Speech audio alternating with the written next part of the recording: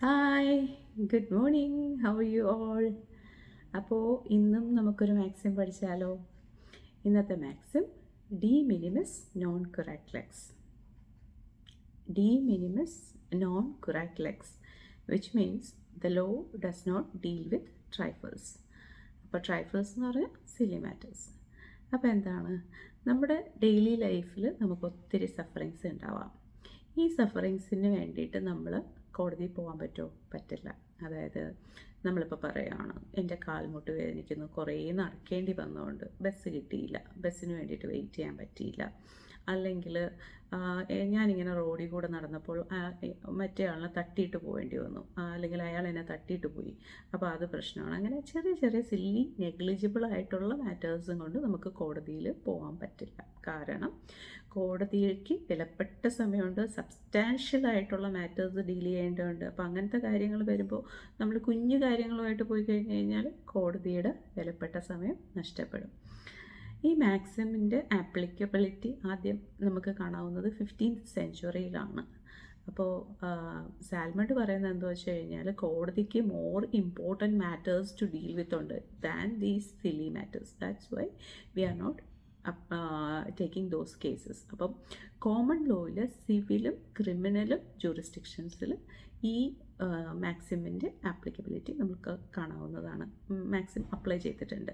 അതിലൊരു ഇമ്പോർട്ടൻ്റ് ആയിട്ടുള്ളൊരു കേസായിട്ട് state versus പാർക്കിൽ പറഞ്ഞിരിക്കുന്നത് എന്താ വെച്ച് കഴിഞ്ഞാൽ, ഇത് ഒരു it's pure exercise of judicial power and nothing else എന്നാണ് സ്റ്റേറ്റ് വേഴ്സസ് പാർക്കിൽ പറഞ്ഞിരിക്കുന്നത്. പിന്നെ വേറെ കേസ്, അതിൽ കവേർഡ് വേഴ്സസ് ബ്രാഡ്ലി എന്ന് പറയുന്ന കേസിൽ അതിൻ്റെ ഫാക്ട്സ് ഓഫ് ദ കേസ് പറയുകയാണെങ്കിൽ, കവേർഡ് പ്ലെയിൻറ്റിഫ്, ബ്രാഡ്ലി ഡിഫെൻഡൻറ്റ്. അപ്പോൾ എന്താ സംഭവിച്ചതെന്ന് വെച്ച് കഴിഞ്ഞാൽ, കവേർഡ് ഫയർ എക്സ്റ്റിങ്വിഷ് ചെയ്തുകൊണ്ടിരിക്കുമായിരുന്നു. അപ്പോൾ ബ്രാഡ്ലി വന്നിട്ട് കവേർഡിൻ്റെ അറ്റൻഷൻ കിട്ടാൻ വേണ്ടിയിട്ട് ഒന്ന് ടച്ച് ചെയ്തു. അപ്പോൾ അത് കവേർഡിന് ഇഷ്ടമായില്ല. അപ്പോൾ കവേർഡ് പറഞ്ഞു, കോടതി കേസ് കൊടുത്തു. അപ്പോൾ കോടതി പറഞ്ഞു, ഇതൊരു നോർമൽ സെൻസിലുള്ള ആൾക്കാർ കൊണ്ടുവന്ന് തരുന്ന കേസല്ല, ഡി മിനിമിസ് നോൺ കുറാക്ലെക്സ് എന്ന് പറയും. അതായത് law does not deal with such kind of trifle matters എന്ന് പറയും.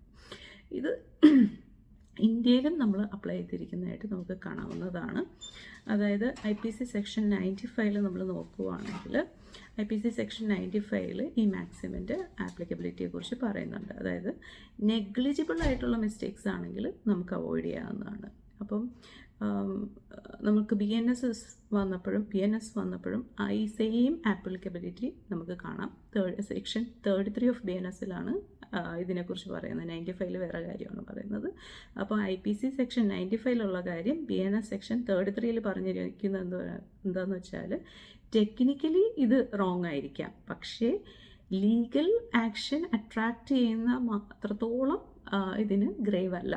അതുകൊണ്ടാണ് ഈ മാറ്റേഴ്സ് ഡീൽ ചെയ്യില്ല എന്ന് പറയുന്നത്. അപ്പോൾ ഇന്ത്യയിലും ഈ മാക്സിമിൻ്റെ ആപ്ലിക്കബിലിറ്റി ഉണ്ട്. അപ്ലൈ ചെയ്തിട്ട് മിനിമലായിട്ടുള്ള അവോയ്ഡബിൾ ആയിട്ടുള്ള ഇത് സിവിലോ ക്രിമിനലോ മാറ്ററോ ആയിട്ട് വന്നു കഴിഞ്ഞാൽ കോടതി പറയും, ഈ മാക്സിം അപ്ലൈ ചെയ്തിട്ട് പറയും, law does not deal with trifles എന്ന് പറയും.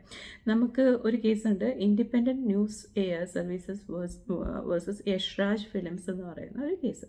അതിലെങ്ങനെയാണെന്ന് വെച്ച് കഴിഞ്ഞാൽ, ഒരു സോങ്ങിൻ്റെ 5 സ്റ്റാൻസിൽ നിന്ന് 5 വേർഡ്സ് യൂസ് ചെയ്തു എന്ന് പറഞ്ഞിട്ട് ഈ ഇൻഡിപെൻഡൻറ്റ് ന്യൂസ് സർവീസസ് അവർ കേസ് കൊടുത്തു. അപ്പം സെയിം മാക്സിമിൻ്റെ അപ്ലൈ ചെയ്തിട്ട് കോടതി പറഞ്ഞു, law does not deal with such silly matters എന്ന് പറഞ്ഞു. അപ്പോൾ നമ്മളിത് സില്ലി മാറ്റർ ആണോ അതോ ഗ്രേവ് ആയിട്ടുള്ള മാറ്റർ ആണോ എന്ന് ഡിറ്റർമിൻ ചെയ്യുകയാണ് വേണ്ടത്. അപ്പോൾ അത് കോടതി ഡിറ്റർമിൻ ചെയ്തിട്ട് സില്ലി മാറ്റർ ആണെങ്കിൽ അത്തരം കേസുകൾ തള്ളുകയാണ് ചെയ്യുന്നത്. അപ്പോൾ ഇനിയും ഇതുപോലെയുള്ള ഇൻട്രസ്റ്റിംഗ് ആയിട്ടുള്ള ലീഗൽ മാക്സിമം അല്ലെങ്കിൽ പ്രിൻസിപ്പിളുമായിട്ട് വീണ്ടും കാണാം.